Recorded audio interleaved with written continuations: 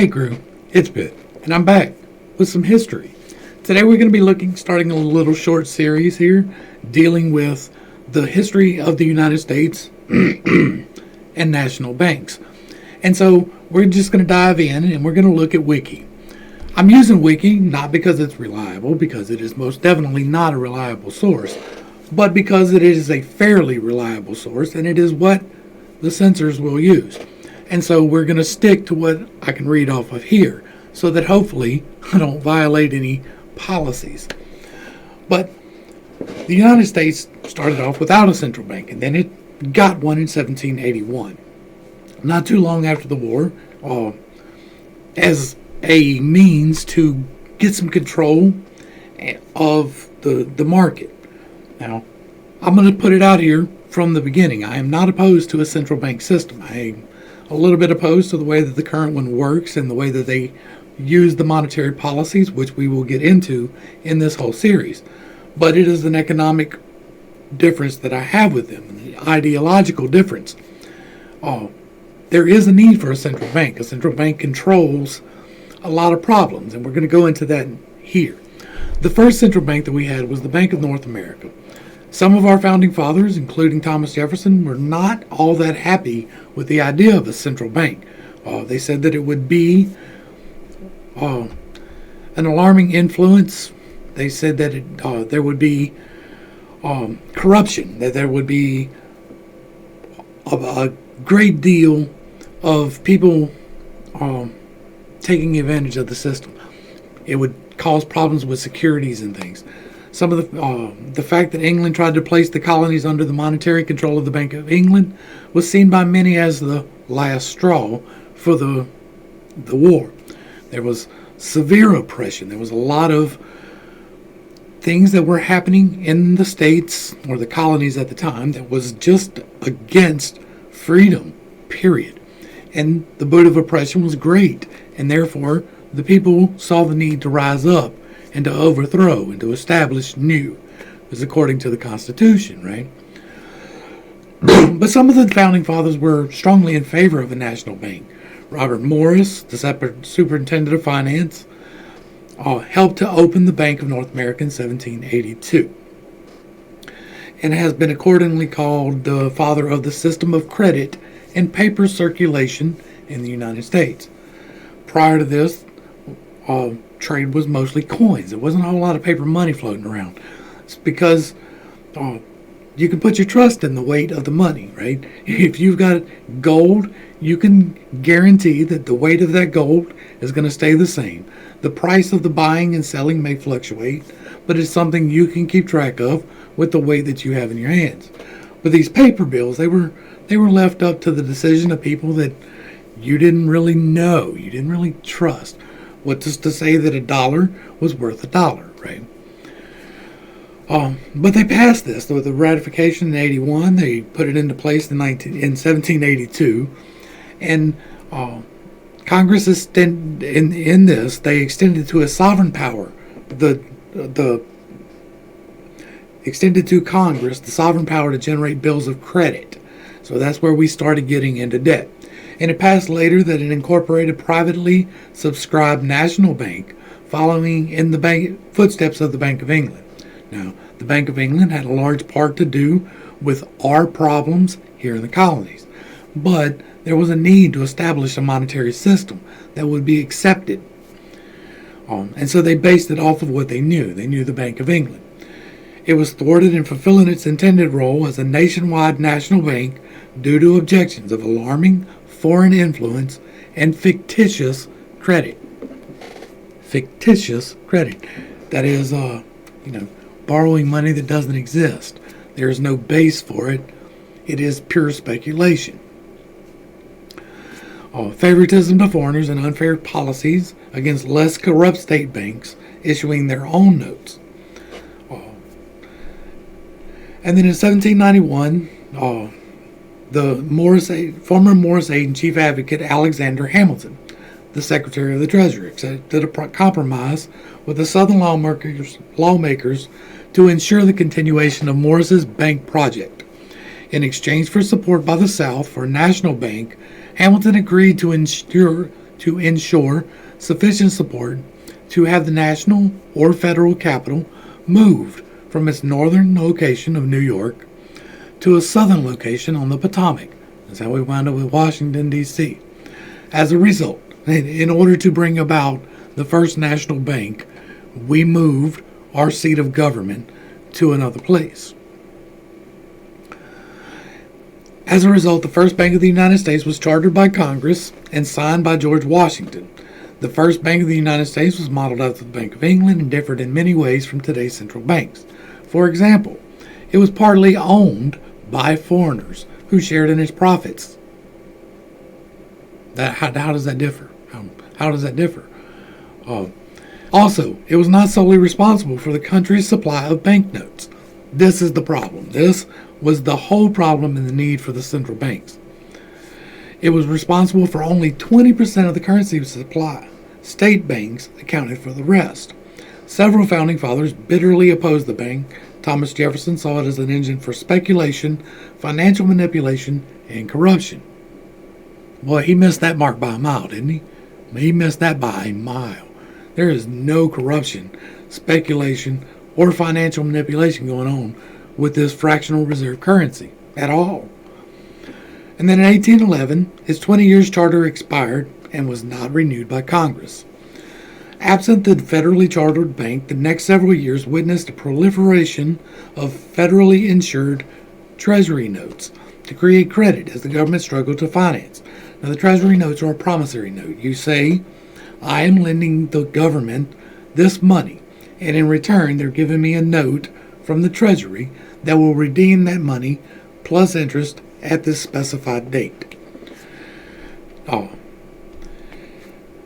So the government did that in order to generate the funds that they needed to operate. They needed the money coming in on a consistent level, because this was prior to the income tax, on a consistent level in order to be able to function, to be able to pay for the common defense, the common good, public works, things of that nature.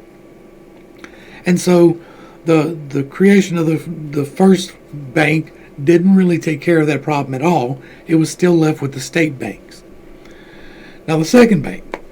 After the 5 years, the federal government chartered a successor bank. We had the first bank, and it didn't work too well because there was still all of these state banks. And then you had the second bank. 5 years after the dissolving of the first bank, we get a new bank. The Second Bank of the United States. James Madison signed the charter with the intention of stopping runaway inflation that had plagued the country during 5-year interim. It was essentially a copy of the first bank with branches across the country. Andrew Jackson, who became president in 1829, and there's a whole separate series of videos that can be made on him, denounced the bank as an engine of corruption. The destruction of the bank was a major political issue in the 1830s and shaped the second party system, as Democrats in the states opposed banks and Whigs supported them. He was unable to get the banks dissolved, but refused to renew its charter. Jackson attempted to counteract this by executive order requiring all federal land payments to be made in gold or silver. So because he could not dissolve the bank, he said, all right, but you have to pay all of your debts to us in gold or silver. We're not going to accept these currency notes. In accordance with his interpretation of the Constitution, which gives Congress the power to coin money and not emit bills of credit. There's a line of debate on either side of that argument. There is a certain need for some fractional reserve currency. There is, but for the most part, there is not. We rely entirely too much on the fractional reserve currency to extend credit where most of the time the credit is not deserved to go.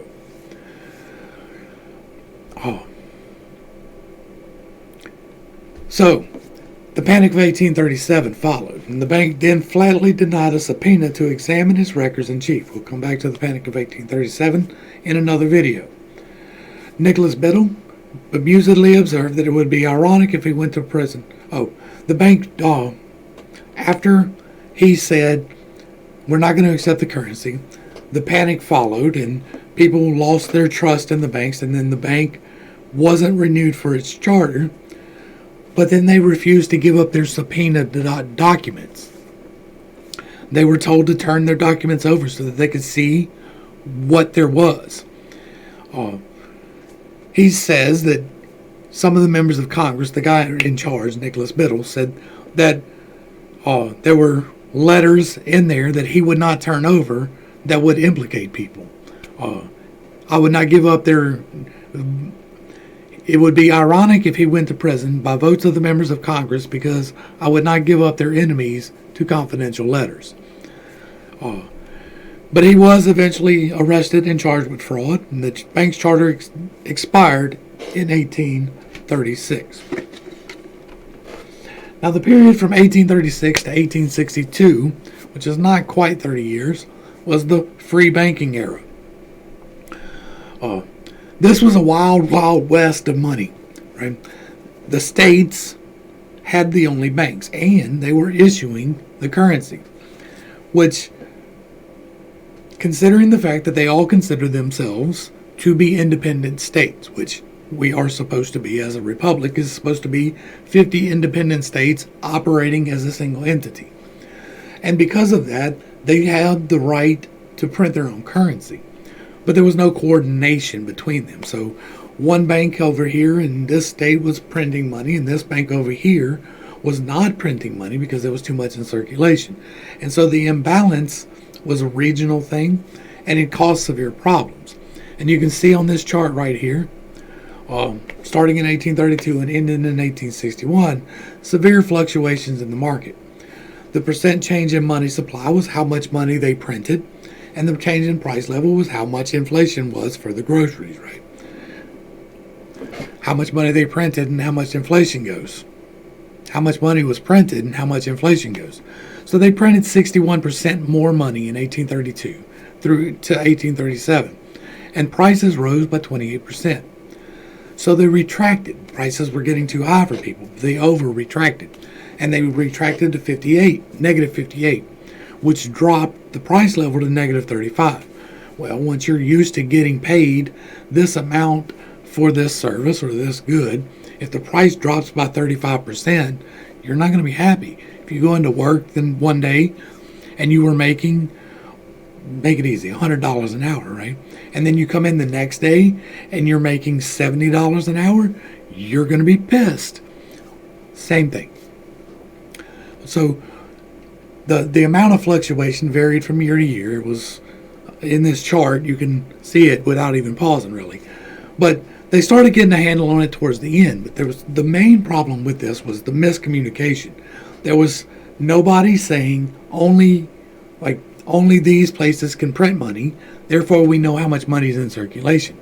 Well, you had Georgia printing money, and New York printing money, and New Jersey printing money, and nobody was collecting the data on how much money was being printed.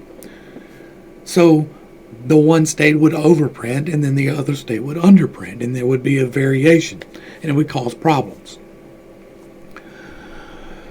So only state-chartered banks could issue these notes, and they had a real bad habit of going broke. Most of them lasted only about 5 years. I'm not going to read this verbatim through this part.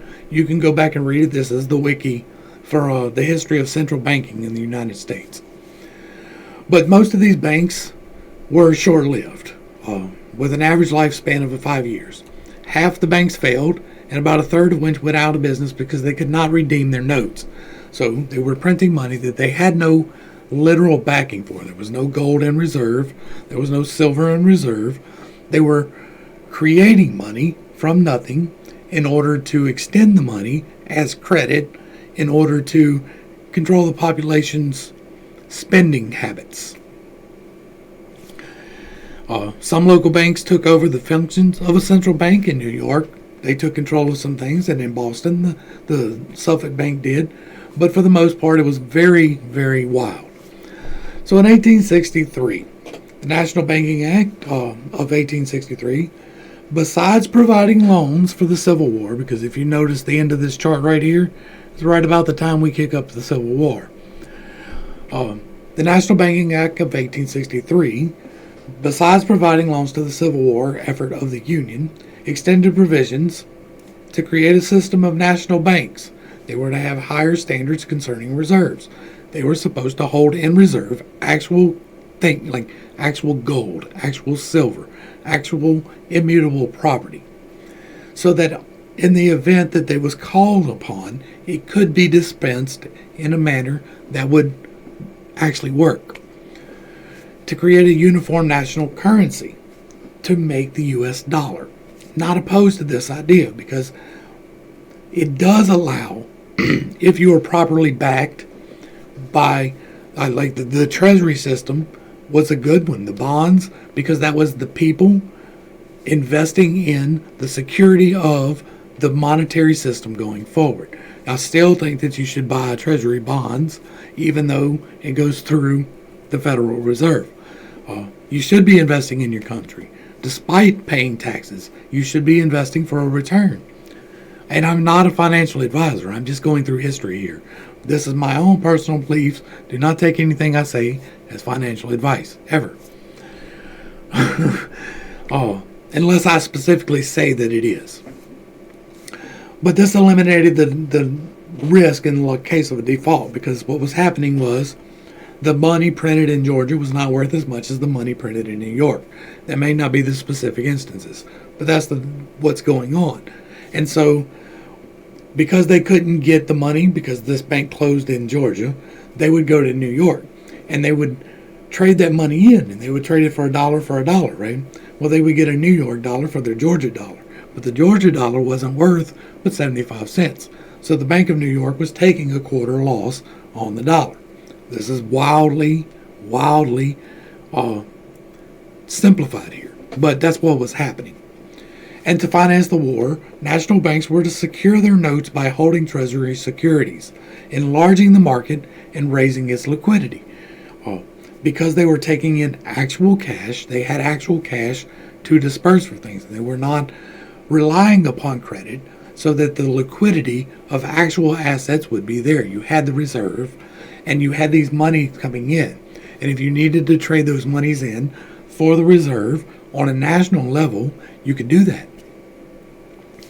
As described by Gresham's law, soon bad money from state banks drove out new good money. The government imposed a 10% tax on state bank bills, forcing most banks to convert to national banks. This is again the fact that the state bills were not consistent. They didn't have the same value everywhere, forcing most banks to convert to national banks. They forced the conversion of banks from state banks to national banks. There were already 1,500 in 1865. By 1870, 1,638, against only 325. The tax led in the 1880s and 1890s to the creation and adoption of checking accounts. Checking accounts are another great advancement in the economic system. That was saying, I have this money invested in this account. This account is backed by the physical currency of gold and silver. And I am promising to pay you with this money that I have deposited as security. So I can buy now without having to have the actual cash in my pocket. You didn't just get a checking account though. Like, you had to have a good reputation. You had to have there was no credit scores, but basically a good credit score in order to get a bank account. And that is because the money was actually backed up. And if the bank made the wrong investment and they decided to give you a checking account, but you decide to go writing checks that you don't have the money for, well, the bank was still held liable, and that money could still come out of theirs. They could recover it if you were caught, but if you were not, they didn't. And that money and that gold and silver would be physically withdrawn from them and deposited into the other bank. They didn't like that very much. They liked having the money here. So the checking accounts was a good thing. It reduced the ability for theft to a large degree. Now, people still carried their cash, but you didn't have to walk around with $100 in cash, which was $10,000 then, right? That's about the exchange then. So you didn't have to walk around with a big wad of cash in your pocket. You could extend the credit because you were a good citizen in order to not have to do that and not have to worry about getting robbed, because it was still pretty wide open up until 1913. But two problems remained in the banking sector. The first was the requirement to back up the currency with treasuries. When the treasuries fluctuated, they had to recall loans or borrow from other banks. The interest rates could vary. The return on what you've got coming in could vary. What you needed to pay out could vary. And so they considered that a problem. And the second problem was that the system created seasonal liquidity spikes. Say a rural bank had deposits at a larger bank, right? So Farmville had a bank in Cityville, and then, or deposits in the bank at Cityville, and they would go come harvest time, and they would withdraw this amount of money and move it to Farmville's bank, so that when the farmers came in and the buyers came in order to purchase the crops that were getting harvested, they would have the reserves actually on site so that they could pay the people as they came in. But they didn't like the fact that they would have to move things. It would cause problems for the larger bank because they would have a deficit then. They were operating at their normal capacity, and then every fall they would have to move a large chunk of their money. And because it had to actually be backed up by physical gold and silver, they had to move that too, right? This was before Fort Knox and the whole consolidation of the gold. And so there was a chance for it being stolen. Like you would lose the cash and the security. And that was a more solid backing than a treasury note, but the treasury notes could fluctuate in value much more easily than the gold and silver could.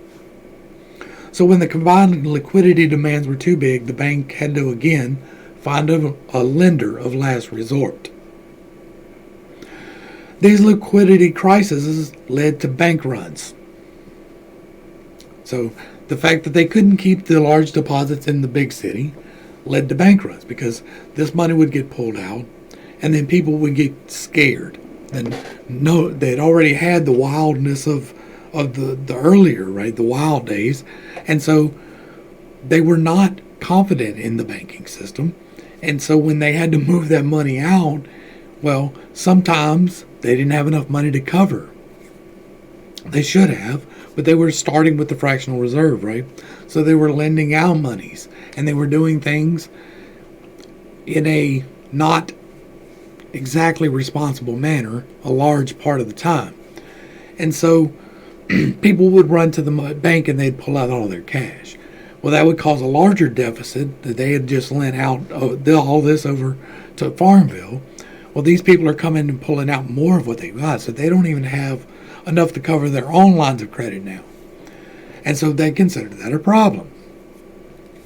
And then national banks issued national banknotes as currency. They were uniformly backed by the U.S. government and generally traded at comparable values, in contrast to the notes issued during the free banking era, which was the problem, right? They were not comparable values. National banknotes were not lawful tender and could not be used as bank reserves under the National Bank Act. They issued greenbacks, which fulfilled that role, along with gold. Congress suspended the gold standard in 1861. Early in the Civil War, it began issuing paper currency. The federally issued greenbacks were gradually supposed to be eliminated in favor of national banknotes. However, the elimination was suspended in 1878, and the notes remained in circulation, and federal debt throughout this period continued to be paid in gold. In 1879, the United States had returned to the gold standard, and all currency could be redeemed in gold. Then comes 1907. Now, 1907 is an interesting case, and we're going to do another video on that.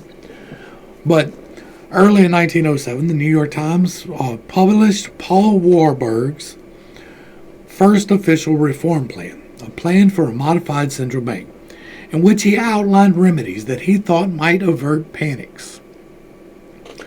Early in 1907, he says in a speech to the New York Chamber of Commerce, "Unless we have a central bank with adequate control of credit resources, this country is going to undergo the most severe and far-reaching money panic in history."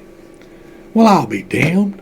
Just after he gives this speech, early in 1907, will come September, October of 1907, the Panic of 1907. And we're going to get into that more in detail, but that was caused by some very interesting sequence of events. Y'all tune into the next video. Well, I think that'll be the second one after this. The bankers felt that the real problem was that the United States was the last major country without a central bank, which might provide stability and emergency credit lines in times of financial crisis. And while segments of the financial community were worried that it accrued to J.P. Morgan, which we'll get into in the other video, and other financiers, which we'll get into in the other video, were more concerned about the general frailty of a vast, decentralized banking system that could not regulate itself without the extraordinary intervention of one man.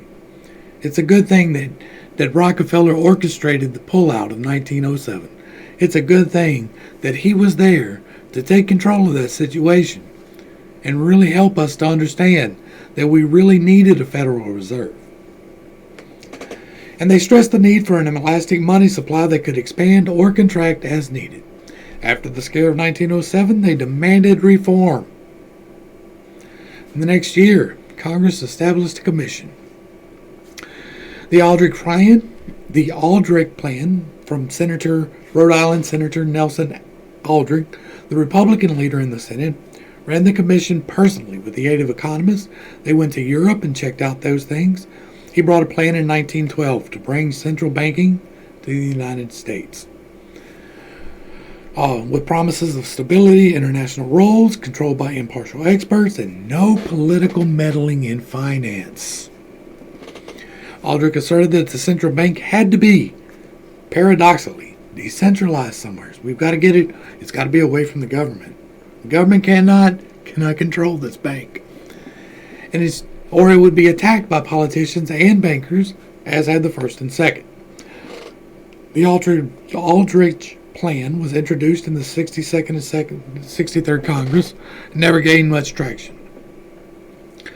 But in 1912, the Democrats won control of both the House and the Senate, as well as the White House. The new president, Woodrow Wilson, then became the principal mover for banking and currency reform. It's a good thing he decided to run. It's a good thing this guy decided to run, or else we might not have it. It's a good thing that Democrat decided to run, or we may not have a central bank. It was Wilson who insisted on regional federal banks, 12 regions as a matter of fact, to be controlled by a Central Federal Reserve Board, appointed by the President with the advice and consent of the U.S. Senate. William Jennings Bryan, the Secretary of State at the time, longtime enemy of Wall Street and still a power in the Democratic Party, threatened to destroy the bill. They came up with a compromise. The compromise were they were happy that the Federal Reserve currency became liabilities of the government rather than private banks. So instead of the banks issuing the currency and receiving the hit if there was a problem with the interest rates or liquidity, it would now fall upon the federal government. Kind of. Because it was going to go to the government and not a private bank.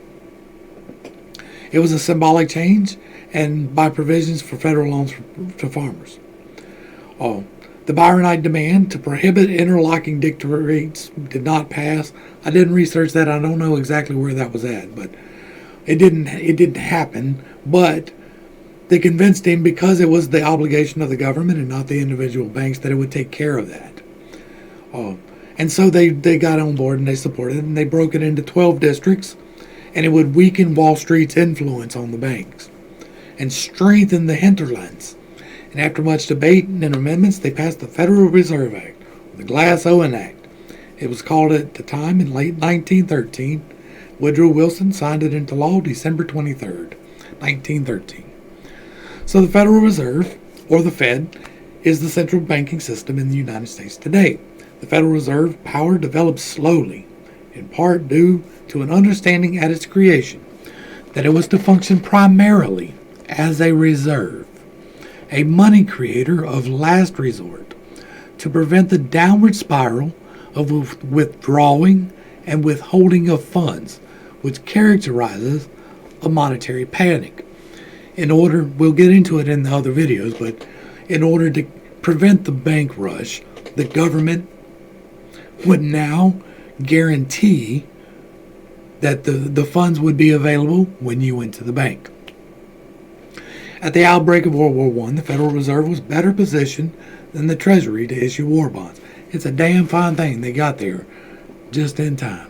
They got there in 1913 just in time to finance World War I. It's a damn fine thing. And the Federal Reserve was better positioned to issue the war bonds, and so became the primary retailer for war bonds under the direction of the Treasury. After the war, the Federal Reserve convinced Congress to modify its powers, giving it the ability to both create money, as the 1913 Act intended, and destroy money, as a central bank could. This is not necessarily a bad move, because there is a need to remove some currency from circulation sometimes. Inflation is real. The things that happen because of inflation are real. Creating too much money creates inflation, which in turn leads to a recession, which in turn leads to a depression. And so if you are printing too much money, you need to take that money out, not continue to print more. During the 1920s, the Federal Reserve experimented with a number of approaches, alternatively creating and then destroying money, which helped create the 1920 stock market bubble and the Great Depression, according to Milton Friedman. Franklin D. Roosevelt, remember that name, took office in 1933, and the Federal Reserve was subordinated to the executive branch. So FDR comes in, he says, all right, you're my bitch now. Where it remained until 1951, when the Federal Reserve and the Treasury Department signed an accord granting the Federal Reserve full independence over monetary matters, while leaving fiscal matters to the Treasury. So this means that the Federal Reserve, a privately held bank, is completely in control of creating the currency for this country and removing it from circulation and determining whether or not it would be backed by anything. But, the Treasury Department can spend money. That's what the fiscal part is. The fiscal part is, what is the budget? We need this amount of money to run the government. We need this amount of money to send to people who have nothing to do with us in a country half a world away. And so the Federal Reserve here gains the sole ability to print and remove money. And so the Federal Reserve's monetary powers did not dramatically change for the rest of the 20th century until the 1970s, when it was specifically charged by Congress to effectively promote the goals of maximum employment, stable prices, and moderate long-term interest rates, as well as given regulatory responsibility over many consumer credit protection laws. And since the global financial crisis of 2008, which we'll get to in another video, central banks globally, including the Federal Reserve, have implemented several experimental, unconventional monetary policy tools. We will get into those in another video as well. That's going to bring us to the end of this wiki. This is the end of this video. We've given it a brief history of the central banks in the United States. We have seen that they are solely responsible for the printing and the removal, for the setting of interest rates, and for the control of currency in the country. They are, or it is, a privately held business that is not related to the federal government in any way, shape, or form, despite the fact that it says federal in the name. It is owned by some people that we will probably touch on in a little while. But I'm trying to keep this factual. This is what is. This is what they can do. This is the listing of their things. So they can both give you money and take it away. They can decide whether or not we use a digital currency and whether that currency has to be backed by anything. That is up to them. It's funny, though. There seems to be something tickling the back of my neck about that currency coming out soon, like in a month or so. The report comes out next month. Yeah. So, or no, it's this month. Actually, that's in like 3 days. Man, I wonder. Hopefully I brought a little bit of enlightenment and not too much confusion to a not too difficult topic. If you're interested in where this is at, it's on the wiki. I'm not going to link it. It's fully, we read it, you saw it, you can pause it. I didn't change anything. I added my own commentary because that's what I do. I did not try to get political at all. I am trying to show what actually happened in history so that maybe we can learn from it as we go into this next cycle. To the crew, thanks for hanging out. I appreciate every single minute that you are here with me. And I am praying for you every single day. Until next time, I love you. This has been Pitt. Peace.